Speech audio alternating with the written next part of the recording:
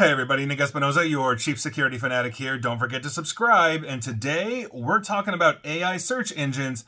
They got tested and they ain't accurate. This is kind of mind-blowing, and Cal Jeffrey of TechSpot had a really good write-up on this, but heads up if you're using one of these, because this is important. The Tow Center for Journalism basically recently studied 8 AI search engines, including ChatGPT Search, Perplexity, Perplexity Pro, Gemini, DeepSeek Search, Grok 2 Search, Grok 3 Search, which is the newer one, and Microsoft Copilot. And they tested each for accuracy and then recorded how frequently the tools actually refuse to answer, meaning maybe they don't understand the question, or they simply didn't have the information.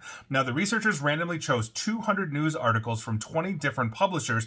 That's 10 articles per publisher. And they essentially ensured that each story was in the top 3 results in a standard Google search when using a quoted excerpt from the article. They then performed the same query within each of those AI tools I just mentioned and graded the accuracy based on whether the AI search engine correctly, 1, identified the article or cited it, 2, cited the news organization, and 3, gave you the correct or accurate link or URL to go to that story yourself. The researchers then labeled each search based on degrees of accuracy from completely correct to completely incorrect.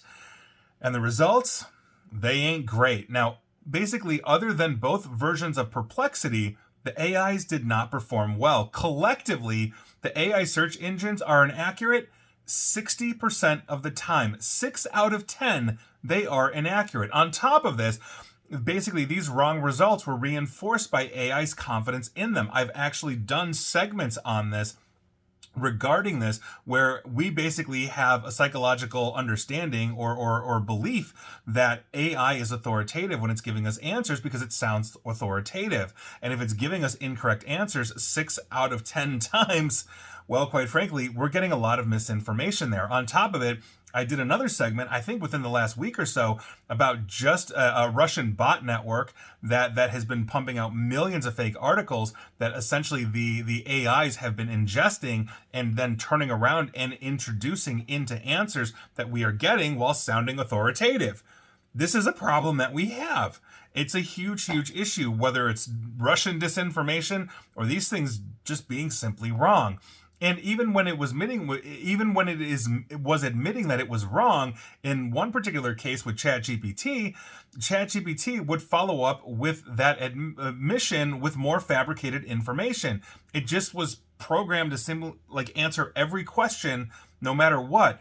This is actually a huge problem. I wrote an article about this where I asked it, okay, do you know who Nick Espinoza is? And ChatGPT 3.5 at the time said, I have no idea. And ego slightly bruised, I said, oh, do you know he's in cybersecurity? Oh, I didn't know that. Do you know it is this and this and this? And every time I asked it a question, it said, I didn't know this, I didn't know this, I didn't know this. And then I asked it, now that you know all of this information about Nick Espinoza, will you tell the world who he is? And said, absolutely, I will. You know, he's a cybersecurity expert, blah, blah, blah.